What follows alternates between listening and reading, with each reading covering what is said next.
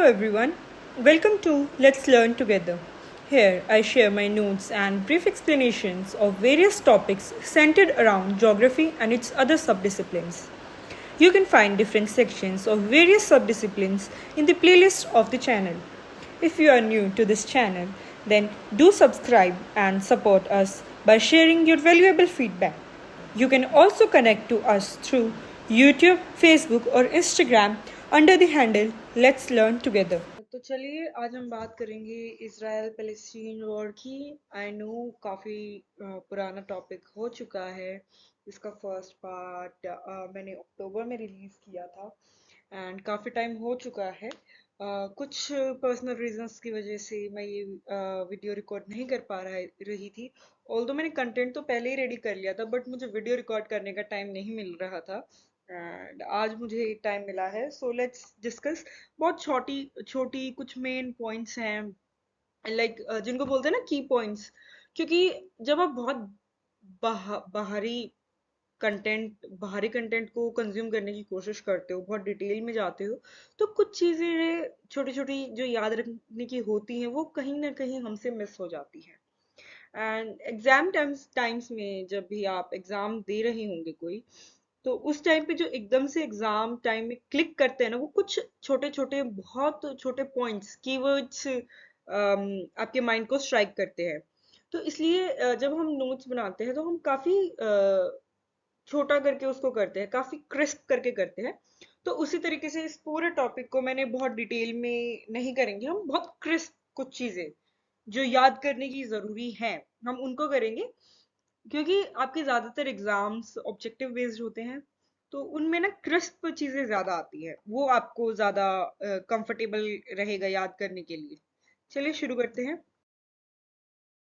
अब बात करें तो अक्टूबर में ये हुआ था। अक्टूबर मंथ में इजराइल पे बहुत बड़ा अटैक हुआ था। हमास एक मिलिटेंट ग्रुप है जो गाजा स्ट्रिप एरिया में उसका हेडक्वार्टर है, या वहां से वो लोग कंट्रोल करते, गाजा को कंट्रोल करते हैं। उन्होंने तकरीबन 5,000 रॉकेट्स फायर किए थे गाजा की तरफ। और तभी से आईडीएफ जो इजराइल डिफेंस फोर्स और उनके बीच में क्लैश है वो चलता ही रहा है। और ये जो डिस्टरबेंस हो रही है इस एरिया में ये बहुत पुरानी है। तो उसी के बारे में अब बात करते हैं। ये जो अब इशू हुआ है उसके बारे में है कि 6 AM को, 7 अक्टूबर में 6 AM को जो इसराइल का सदर्न पार्ट है वहां पे रॉकेट्स फायर किए गए थे।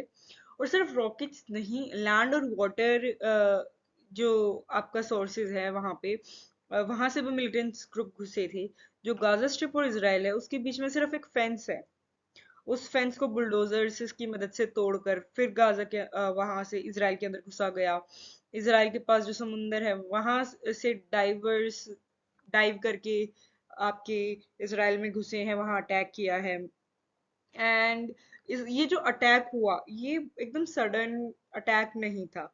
इसको पिछले 2 साल से प्लान किया जा रहा था, क्योंकि 2 साल पहले मई में क्या हुआ था, एक रिफ्ट हुई थी लोगों के बीच और आईडीएफ जो इजराइल फोर्सेस हैं उनके बीच। एंड उस तरफ अ, उस अटैक में क्या हुआ था, ये माना जाता है कि एक बुलेट गलती से वेस्ट बैंक की दीवार में जा लगी थी। तभी ये डिसाइड हुआ था कि हम ऐसा कुछ अटैक प्लान करेंगे। एंड तभी ये प्लान स्टार्ट हुआ एंड अब इस साल इसको एग्जीक्यूट किया गया। हिस्ट्री देखिए तो पैलेस्टीन जो है जुडिज्म और क्रिश्चियनिटी दोनों का ही बर्थ प्लेस रहा है।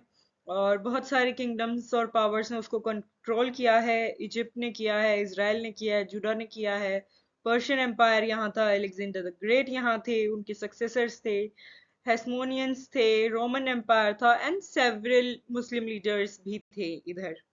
मॉडर्न टाइम्स में बात करें तो एक ऑटोमन एम्पायर यहाँ आया था, उसके बाद ब्रिटिश एम्पायर। 1948 में यूएन ने इस एरिया को बांटा था। हिस्ट्री की बात करें, अगर टाइम पीरियड्स के थ्रू हम हिस्ट्री को देखें तो 8th सेंचुरी बीसीई में एसिरियंस ने इस रीजन को एक्वायर किया था। 1047 BCE में जूस का किंगडम आया था और उन्होंने फर्स्ट टेम्पल माउंट को बिल्डअप किया था। 601 में बेबीलोनियंस आए थे। 539 BC में पर्शियन ने एक्वायर किया था इस एरिया को, और जो फर्स्ट टेम्पल था जिसको टेम्पल माउंट कहते थे उसको डिस्ट्रॉय किया था। फिर 330 BC में अलेक्जेंडर द ग्रेट ने पर्शियन एम्पायर को कैप्चर किया, और उन्होंने फिर एक दोबारा से एक टेम्पल बनाया जिसको सेकेंड टेम्पल कहा गया। फिर लेट सेकेंड सेंचुरी बीसी में हेस्मोनियन किंगडम ने यहाँ का बहुत सारा इलाके को एक्वायर किया। 63 BCE में रोमन्स आए और उन्होंने भी फिर से सेकेंड जो टेम्पल था उसको डिस्ट्रॉय कर दिया। फिर रोमन एम्पायर में क्या हुआ कि उन्होंने जेरूसलेम को, सेकेंड जूश टेम्पल को डिस्ट्रॉय किया। उस टाइम पे उन्होंने जूस को काफी टॉर्चर किया था, जिसकी वजह से तब वहां पे माइग्रेशन स्टार्ट हुआ, आउट माइग्रेशन जिसको बोलते हैं, कि जूस जो है वहां से अपना कंट्री छोड़कर, अपना लैंड छोड़कर दूसरे कंट्रीज को ट्रेवल करने लगे, स्पेशली यूरोप जाते थे वो। फिर लेटर 1816 में ऑटोमन एम्पायर आया और उन्होंने थ्रू आउट 20th सेंचुरी जो है वहां पर एरिया एक्वायर किया, वहां पर रूल किया। अच्छा, ऐसा नहीं था कि सारे ही जूस छोड़कर चले गए थे, कुछ जूस वहां पर रह गए थे, और उन्हीं में एक फैमिली में बर्थ हुआ जीसस क्राइस्ट का। बाद में उन्होंने अपनी खुद की प्रीचिंग से स्टार्ट की, और तब बर्थ हुआ क्रिश्चियनिटी का। ये माना जाता है कि जूस जो हैं इस चीज से काफी खुश नहीं थे, क्योंकि क्रिश्चियनिटी का जब स्टार्ट हुआ तो उससे पहले जीसस क्राइस्ट ने अपनी अपनी खुद की प्रीचिंग से स्टार्ट की जो क्रिश्चियनिटी में पढ़ाते हैं, and juice were not in favour of that. तो ये माना जाता है फिर जूस ने ही जीसस क्राइस्ट को क्रूसिफाई किया, एंड तभी से जो जो क्रिश्चियनिटी को मानने लगे थे, जो क्रिश्चियनिटी को फॉलो करने लगे थे, उनके बीच जूस को लेकर थोड़ा सा हेट्रेड पैदा हुआ। फिर बात करेंगे ईयर 306 की। यहाँ पर कॉस्टेनियन कॉन्स्टेंटाइन द ग्रेट, जो कि किंग वेलगस के सन थे, वो किंग बने, और वो पहले किंग थे जिन्होंने क्रिश्चियनिटी को अडॉप्ट किया।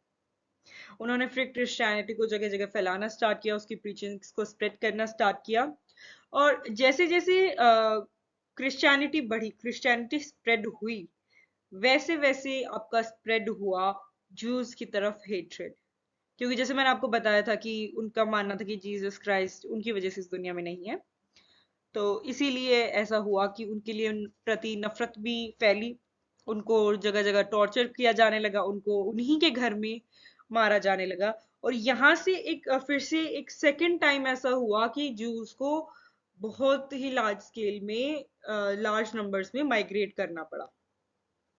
सेम पीरियड में एक चर्च ऑफ होली सिपल्चर बनाया गया यहाँ पर, जहाँ आपकी जो जीसस क्राइस्ट हैं उनको क्रूसिफाई किया गया, और ये टेम्पल माउंट से करीब करीब 2 किलोमीटर की दूरी पर ही था।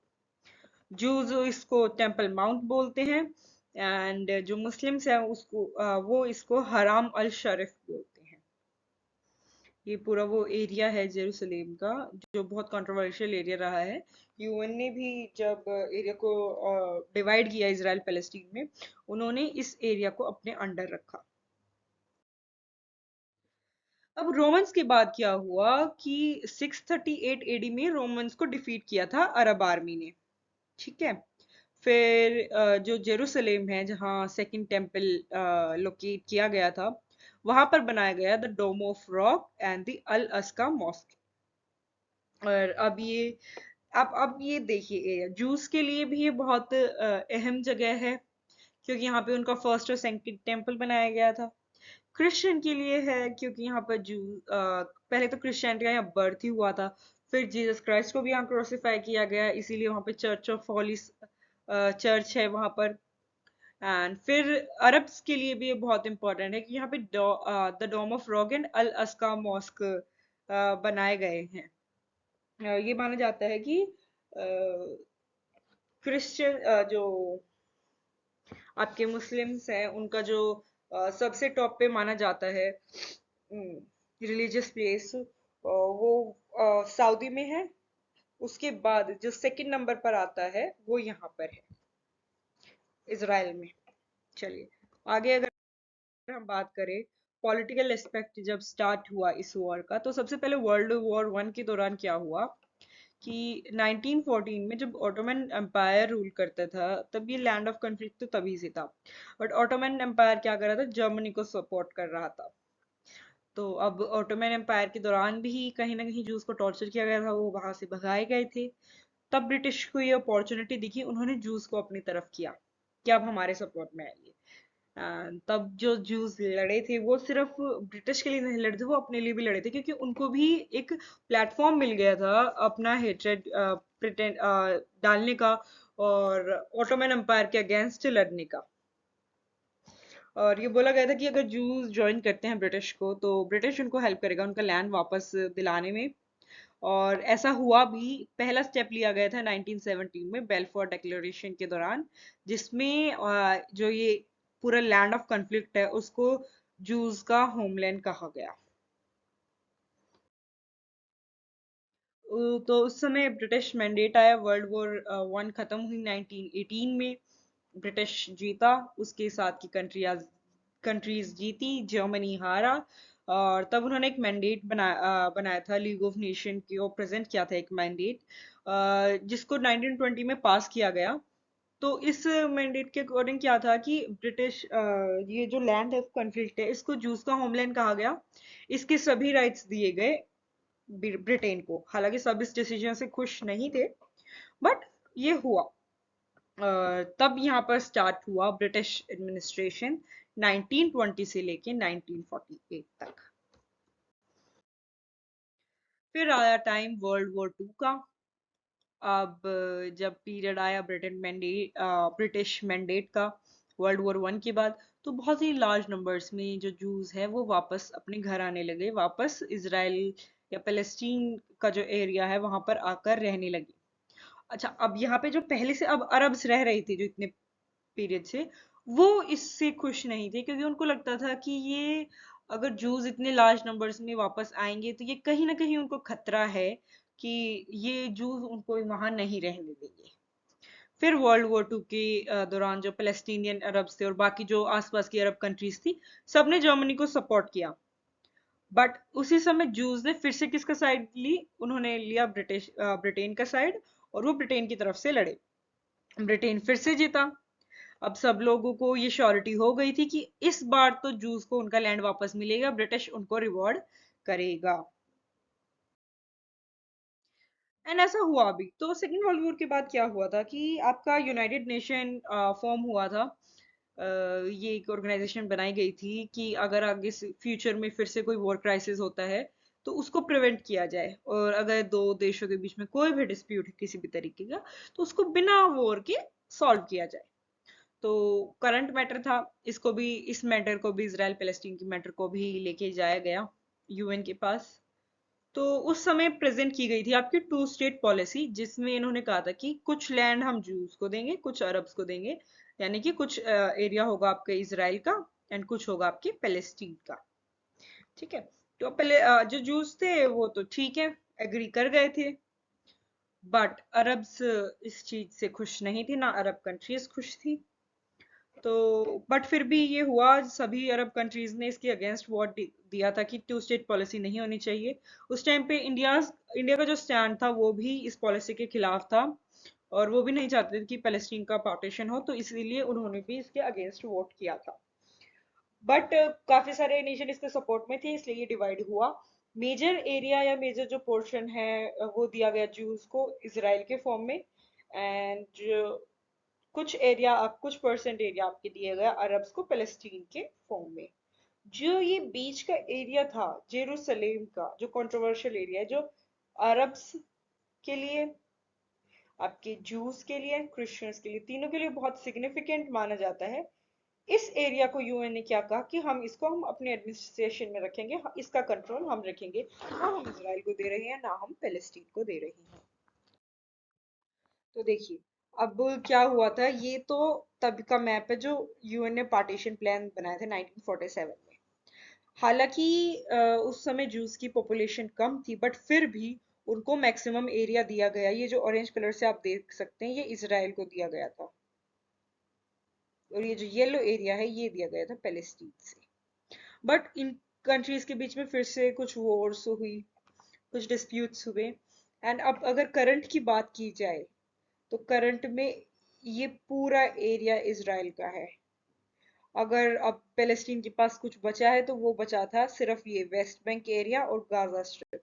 एंड इनको भी अब पैलेस्टीन ना कह के इनको individually West Bank and Gaza strip को बुलाया जाता है। तो उस हिसाब से देखा जाए तो पैलेस्टीन तो नक्शे से हटा ही दिया गया है। चलिए देखते हैं, फर्स्ट वॉर हुई इंडिपेंडेंस के बाद, जैसे कि मैंने बताया, यूएन ने पार्टीशन किया। 14 मई 1948 को इसराइल ने अपनी इंडिपेंडेंस की घोषणा की। अब हुआ क्या कि अरब इससे खुश नहीं थे, तो बिल्कुल नेक्स्ट डे 15 तारीख को अरब कंट्रीज ने मिलकर अटैक किया। और ये था स्टार्ट आपकी फर्स्ट वॉर आफ्टर इंडिपेंडेंस का, आपकी फर्स्ट अरब इसराइल वॉर का। अब जो कंट्रीज थी वो थी Egypt, Lebanon, Syria, Jordan and Iraq. इन सब ने इन्वेड किया इसराइल को। अब इतनी सारी कंट्रीज मिलकर एक न्यूली इंडिपेंडेंट नेशन पर अटैक करेंगी तो सबको तो यही लगेगा भाई जाहिर सी बात है वो जीतेंगे। But what happened left everyone in shock, क्योंकि ये कंट्रीज नहीं जीत पाए। जीता कौन? इसराइल। इसराइल इन सभी कंट्रीज के खिलाफ लड़ा, स्ट्रॉन्ग अरब पावर्स को हराया, और 1949 में फाइनली इस वॉर का एंड हुआ एंड इसराइल जीता। अब क्या हुआ इस वॉर के एंड होते होते कि इसराइल को जितना एरिया मिला था ना यूएन से, उससे ज्यादा जो है इसराइल ने कैप्चर कर लिया लड़ाई में। तो अब अटैक तो अरब्स ने किया इसको कंट्रोल करने के लिए, बट उल्टा हो गया, इसराइल ने ना सिर्फ वॉर जीती बल्कि कुछ एरिया भी कैप्चर कर लिया, अपने अंडर ले लिया।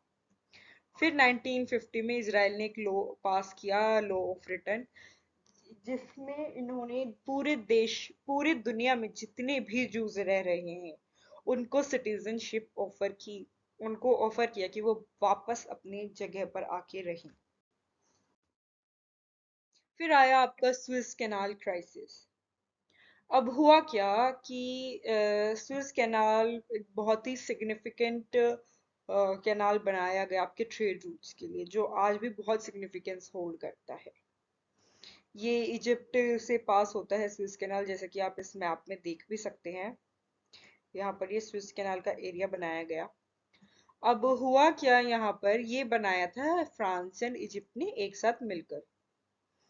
ठीक है, इन दोनों कंट्रीज ने एक साथ मिलकर बनाया था, इन्वेस्टमेंट की थी ताकि इजी ट्रेड रूट किया जा सके।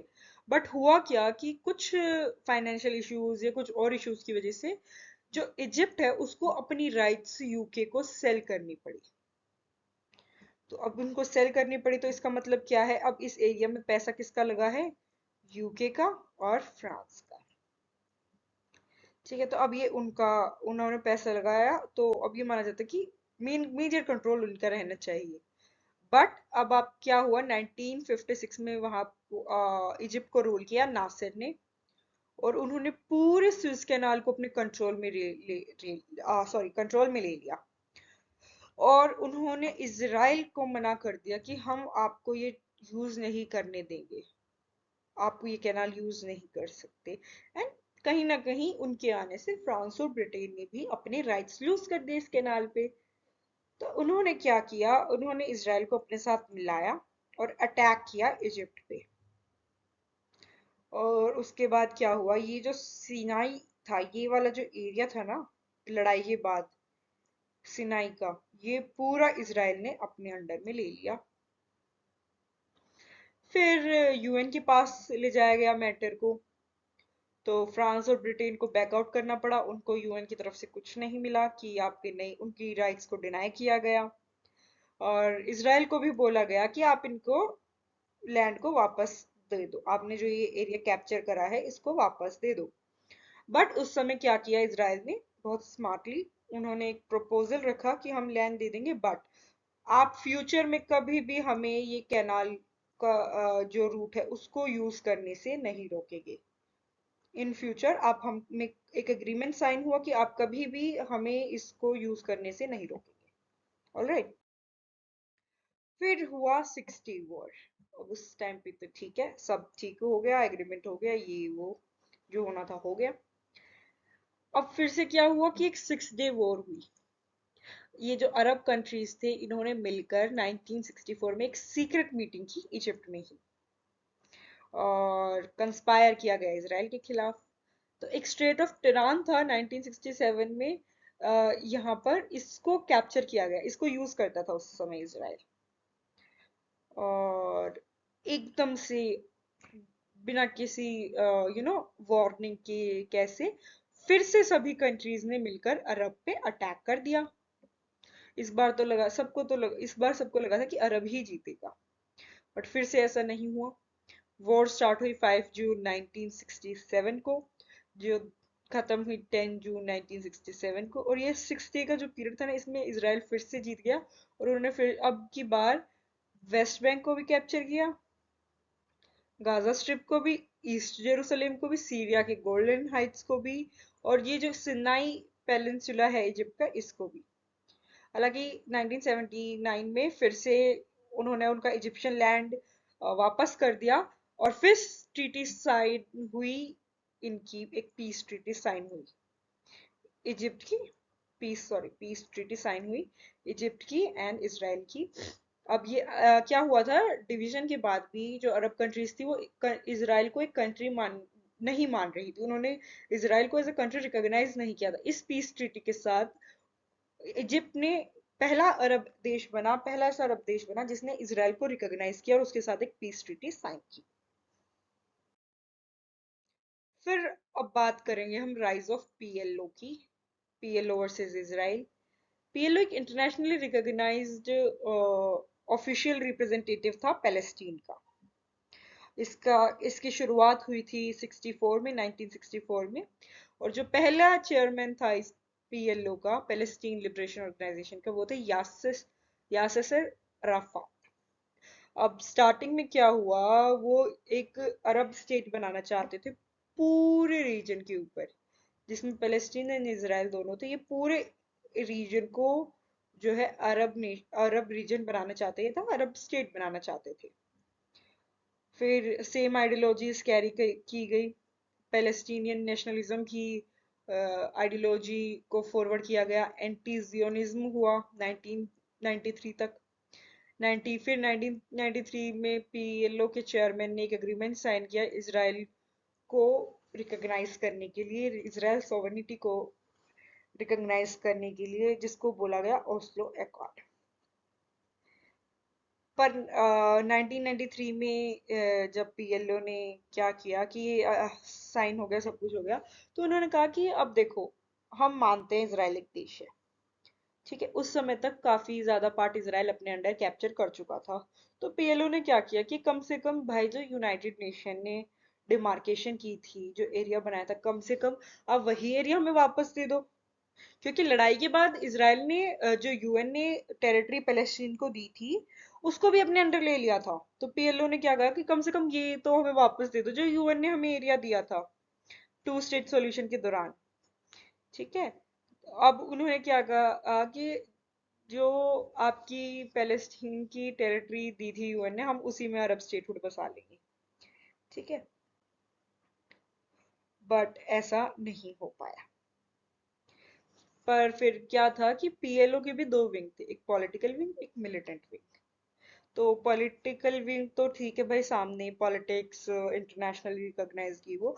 बट मिलिटेंट विंग क्या था, ओपनली वायलेंस कर रहा था इजरायली सिटीजन्स के खिलाफ, और इसराइल के अंदर भी और बाहर, ठीक है। तो ये सारी प्रॉब्लम्स स्टार्ट हुई पीएलओ के साथ। अब करंट चेयरमैन की अगर बात करी जाए पीएलओ की, तो वो है महमूद अब्बास। अब सिर्फ उस समय पीएलओ नहीं था, उसी समय राइज हुआ हमास का। एक और ऑर्गेनाइजेशन स्टार्ट हुई, हमास, जिसकी फुल फॉर्म की अगर बात की जाए तो वह है हरकत अल मुकवामा अल इस्लामिया, जो है इस्लामिक रेजिस्टेंस मूवमेंट। जिसको शेख यासीन अहमद ने स्टार्ट किया था। तो शुरुआत में ये लोग क्या करते थे कि चैरिटी वर्क करते थे वेस्ट बैंक में, उस गाजा स्ट्रिप में। लोगों को जरूरत है, एज एन एनजीओ नहीं होते जो फ्री में सर्विसेज प्रोवाइड करते हैं, चैरिटी करते हैं, वैसा कुछ काम था इन्होंने, वैसे कुछ काम था इनका। अब हमास पॉलिटिकल आर्म के साथ भी ब्रदरहुड में थे। एक ब्रदरहुड एस्टैब्लिश हुआ दिसंबर 1987 में, फर्स्ट इंतिफादा के टाइम पर। अब हमास के भी दो विंग हैं, पॉलिटिकल, जो अभी हमने बात की दिसंबर 1987 में स्टैब्लिश हुआ, एंड एक था मिलिट्री विंग, जिसको बोलते थे इज अल दिन अल कसम ब्रिगेड्स। इन्होंने बहुत सारे एंटी इसराइल अटैक्स किए, इसराइल में भी, पैलेस्टीन में। और पहले तो इन्होंने पीएलओ के अगेंस्ट फाइट की। पीएलओ को जब थोड़ा शांत हुआ, पीएलओ के ऊपर जब इनका थोड़ा सा कंट्रोल आया, फिर उन्होंने इसराइल के खिलाफ ओपनली फाइट करना स्टार्ट किया। तो हमास का जो फर्स्ट सुसाइड बॉम्बिंग थी वो हुई थी अप्रैल 1993 में, 5 महीने पहले ओस्लो अकॉर्ड के साइन होने से। क्योंकि जो पीएलओ के लीडर यासिर अराफात थे, उन्होंने ओस्लो अकॉर्ड साइन किया था तब के इजरायली पीएम yitzhak रेबिन के साथ, और हमास इस चीज से भी खुश नहीं था, तो उसके खिलाफ भी आवाज उठाई गई। एंड उस समय क्या हुआ था, यासिर अराफात को भी मार दिया गया था। अब इनका जो मिलिट्री विंग है, उन्होंने अपने अटैक्स नहीं रोके, ओपनली वायलेंस करते रहे। तो 1997 में क्या हुआ, यूएस और यूरोपियन यूनियन और बाकी कई कंट्रीज ने हमास को एक फॉरेन टेररिस्ट ऑर्गेनाइजेशन के रूप में डेजिग्नेट कर दिया, इनको टेररिस्ट घोषित कर दिया। अब करंट सिचुएशन की अगर बात करें, ये जो अक्टूबर 2023 में अटैक हुआ है, इसके बाद इसराइल ने वॉर डिक्लेयर की, और ये अब तक हो रहा है। अटैक्स दोनों साइड से हो रहे हैं। 10 नवंबर तक करीबन 695 फॉरेन पासपोर्ट होल्डर्स गाजा छोड़कर जा चुके थे राफा क्रॉसिंग के थ्रू।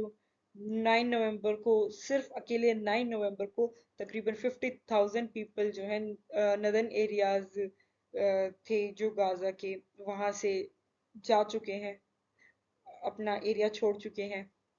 हमास के सपोर्ट में कुछ कंट्रीज आई, जिन्होंने छोटे छोटे अटैक्स स्टार्ट किए आपके इसराइल पर ड्रोन्स की मदद से, जैसे लेबनान, यमन, सीरिया।